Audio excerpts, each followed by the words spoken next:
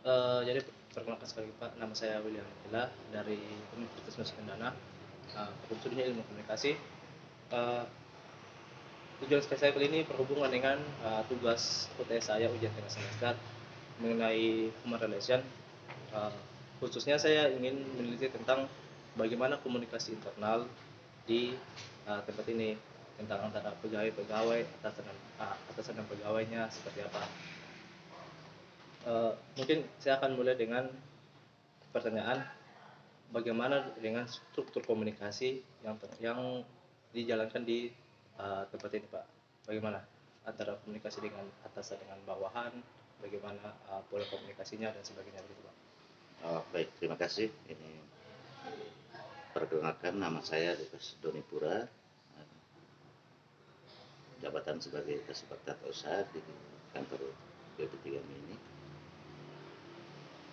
Kalau hubungan komunikasi kita lancar dan baik di intern kita ya, tadi pertanyaan intern, kita dengan adanya media komunikasi ini, alat komunikasi, eh, kita banyak juga menggunakan WA. Kita bentuk dalam satu grup secara umum, secara kantor keseluruhan, setiap seksi ada, setiap tim kegiatan ada, sehingga itu untuk memudahkan ketika kita mau menyampaikan sesuatu bisa melalui WA tersebut. Dari alat-alat komunikasi yang ada itu, tapi kita tetap melakukan pertemuan pendekatan komunikasi secara langsung, karena apapun bentuknya komunikasi dia sangat membantu, tapi eh, secara langsung penyampaian secara langsung, komunikasi secara langsung itu sangat bagus, Ya, lebih mengenal. secara saling mengenal, terus secara emosional lebih lebih dapat untuk kita sama-sama saling komunikasikan gitu. Mbak, saya ingin bertanya. Kemarin waktu saya mengajukan surat, saya cukup kaget. Apakah di sini ada panggilan khusus antara pegawai dan pegawai?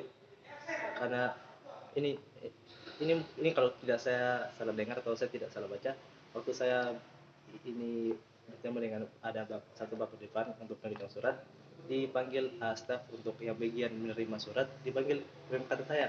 Kalau saya tidak sempat lihat uh, namanya mungkin saya, jadi apakah ada semacam panggilan khusus begitu untuk saling meningkatkan antara para pegawai, jadi tidak dengan panggilan yang formal tapi dengan panggilan yang lebih ada, ya lebih lebih meningkatkan gitu, Pak? Ada, Ada ya? ada. Itu istilahnya eh, ketika kalau misalnya komunikasi antara eksternal atau formal, Ya. biasanya kita nama lengkap, contoh saya, oh Pak Lukas gitu. Ya. Tapi kalau bahasa pendekatan sehari-hari kita itu sering dipanggil Bapak Uka. Gitu. Ya, artinya ada panggilan-panggilan Ya, panggilan. kedekatan Ya. kita ada. Gitu. Berarti berarti kemarin saya dengar itu betul betul. Mungkin ada ya. Kalau mungkin eh, teman-teman bilang, oh nanti ini arahkan ke Bapak Uka, berarti itu ke saya gitu.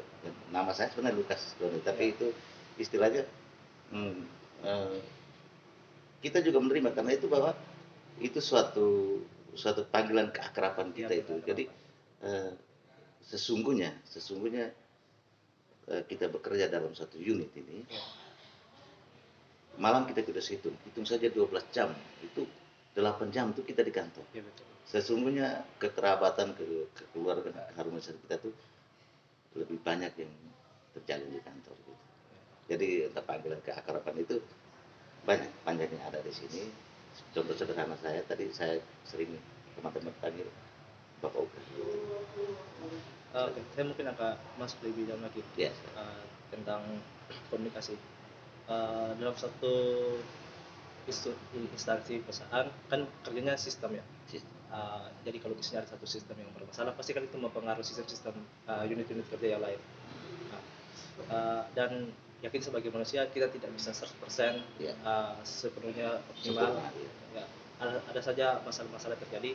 Nah, di tempat ini sendiri bagaimana dengan manajemen konflik yang terjadi jika ada misalnya terjadi konflik antara karyawan dengan atasan atau karyawan dengan karyawan, bagaimana dengan solusinya?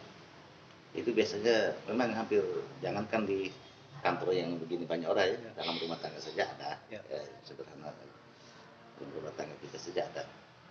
Hmm, Tidak sesering mungkin, tapi ada.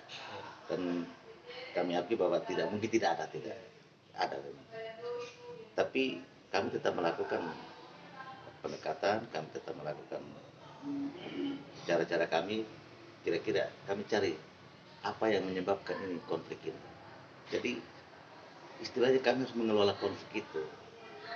Ketika kami mengelola konflik itu, kami jadikan itu suatu kekuatan atau sesuatu hal yang baru. Mengapa demikian? Kita harus gali. Kenapa sehingga sampai konflik? Oh, saya mau begini, saya mau begini. Nah, kenapa saya bilang hal yang baru? Kita bisa gabungkan kedua-duanya ini, kita bisa ambil jalan tengahnya, kita buat begini. Itu yang saya bilang, kita mengelola konflik itu menjadi suatu hal yang baru. Itu mungkin agak sejalan karena eh, yang saya tahu biasanya konflik itu ada dua efeknya. Kalau tidak ditangani dengan baik efeknya buruk, tapi jika ditangani dengan baik itu malah memperkuat. Ya, Ya karena ada setelah konflik makin mendekat, jadi setelah konflik berhasil di satukan kembali malah lebih lebih akar kalau ya, lebih saling mengenal. Itu untuk konflik. Ini saya mungkin agak sedikit masuk ke barat teknis karena sebenarnya saya ingin melakukan pengamatan awalnya, tapi karena tidak ya ada apa-apa. wawancara. Uh, dalam human relation itu sendiri sebenarnya gambaran besarnya itu tentang bagaimana memotivasi si para karyawannya dengan agar efeknya nanti kembali kepada tujuan dengan tujuan perusahaan dapat atau instansi dapat tercapai dengan baik. Dan salah satu aspek dalam motivasi tersebut adalah lingkungan kerja. Mungkin Pak bisa gambarkan bagaimana mungkin gambaran besar mengenai lingkungan kerja yang ada di sini, Pak. Ya. Oke, seperti apa? Baik. Kalau menyangkut motivasi,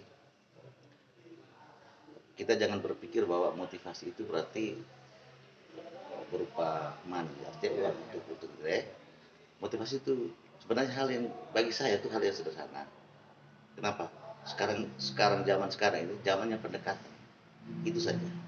Bukan zamannya otoriter lagi. Kalau dulu sih sebagai contoh sebagai pimpinan, ayo ini laksana ini. Sekarang tidak. Kenapa saya bilang bagi saya hal sederhana? Kenapa? Pendekatan kita. Satu kata yang wajib dilakukan paling awal itu minta tolong. Gitu. Kata itu saja siapapun pasti dia merasa bahwa kita menghargai dia. Makanya dia akan melakukan pekerjaan dengan tulus, dengan baik. Dan jangan lupa terima kasih ketika semua selesai. Mungkin yang Pak katakan itu memang sejalan karena mungkin saya akan menjelaskan sedikit Pak.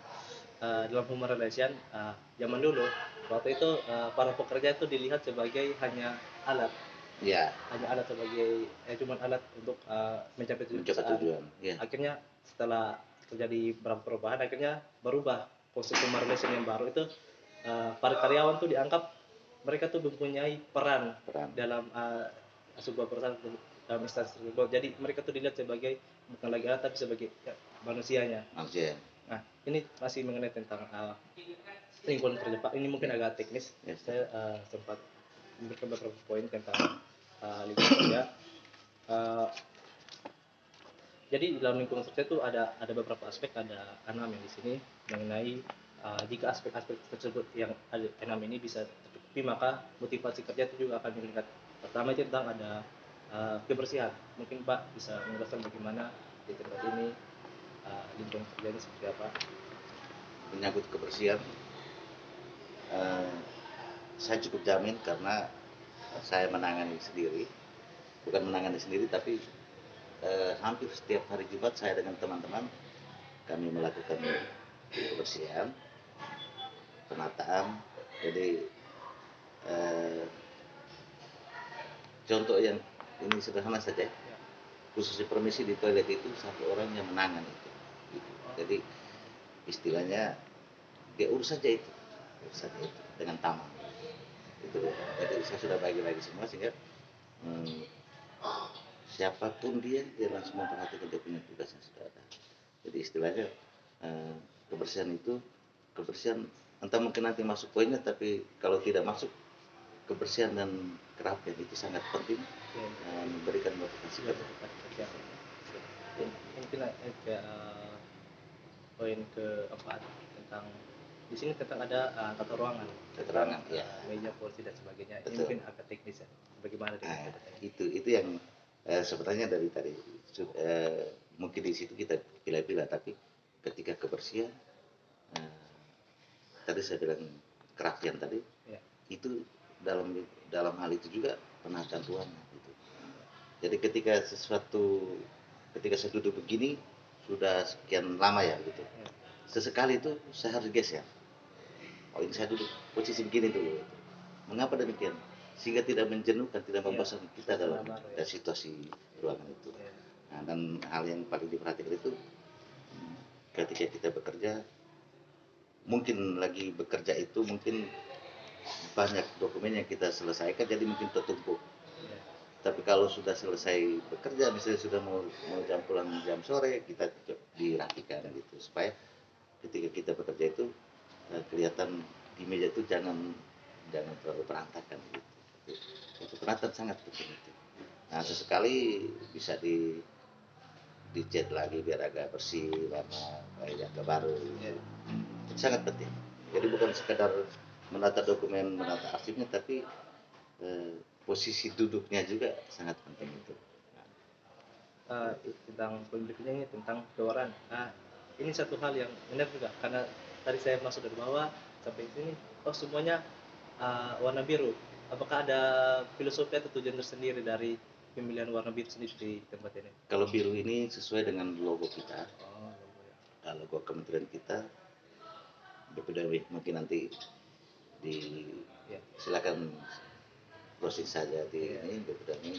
Logo kita memang begitu. Jadi sebenarnya kita dari seluruh Indonesia itu diterapkan warna yang sama. Tapi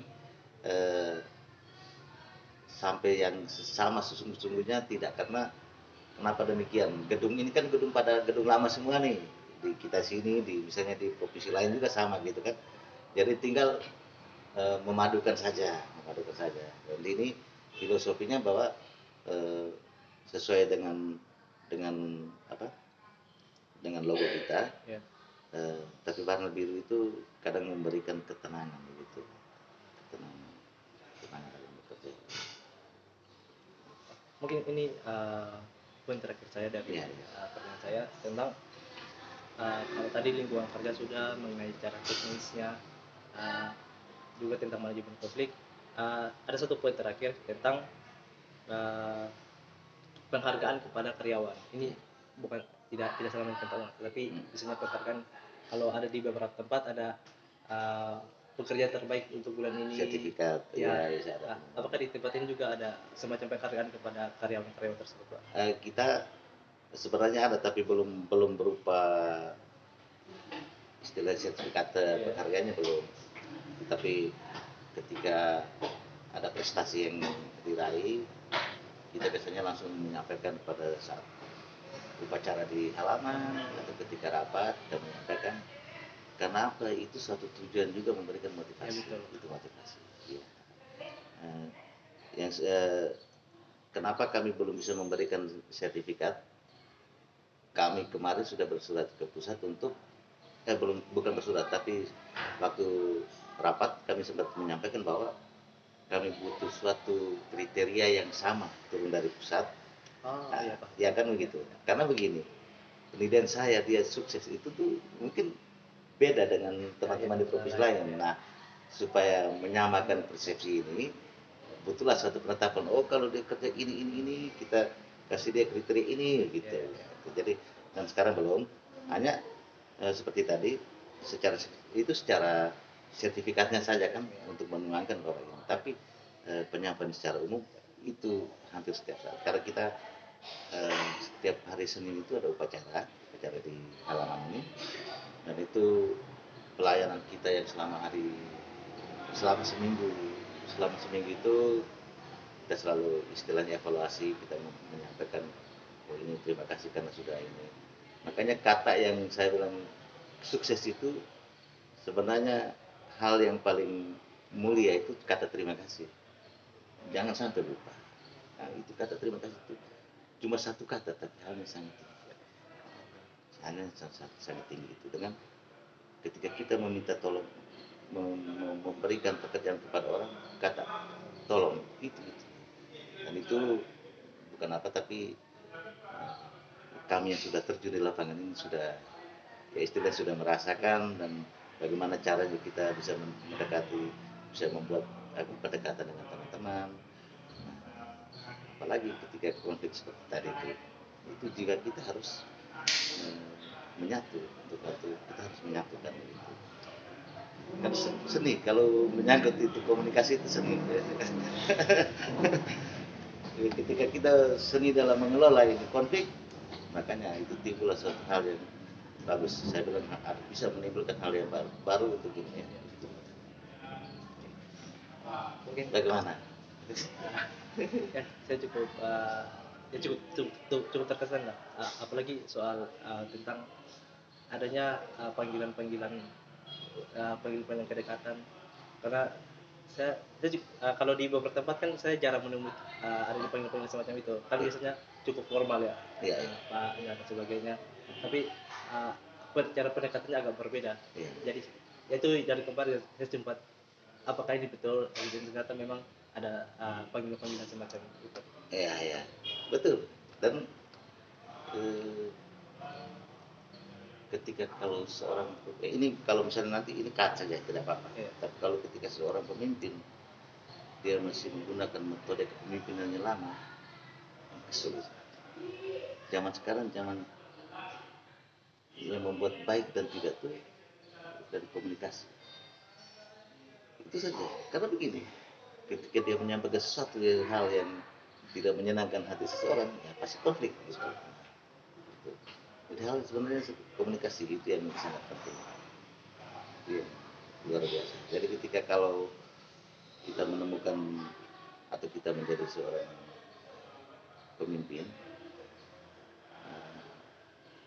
bagaimana kita bisa dengan cara kita bagaimana bisa menyatukan seluruh teman-teman, dan itu nanti akan temukan hal yang sangat baik ketika cukup di grup minta tolong hari ini kita ini pasti beres. Ya, Saya sangat mengalami itu ya. tadi.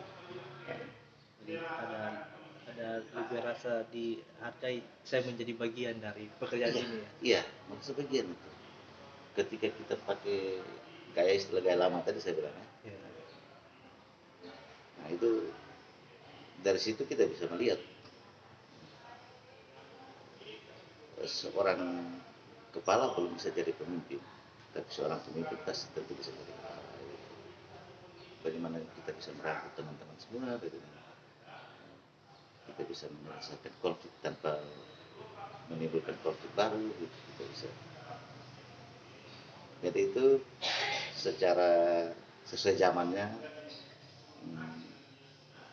komunikasi melalui media sosial semua kita jalani, tapi pendekatan wajib itu wajib punya gitu. Terima kasih Pak. Begitu ya. Ya. Nanti kalau lihat tidak pakai di cut saja. Itu. Karena ini juga tugasnya tetapnya saya akan tertulis. Tertulis ya. Terima kasih Pak atas Oke. kesempatan. Mau sapu nama ingat atau mau butuh tulis? Tulis saja di situ. Bolpen lupa Pak. Ada bolpen. Bagin. Minta tolong ini bolpen dulu kawan di meja. Jelas ada. Saya tadi lupa bawa.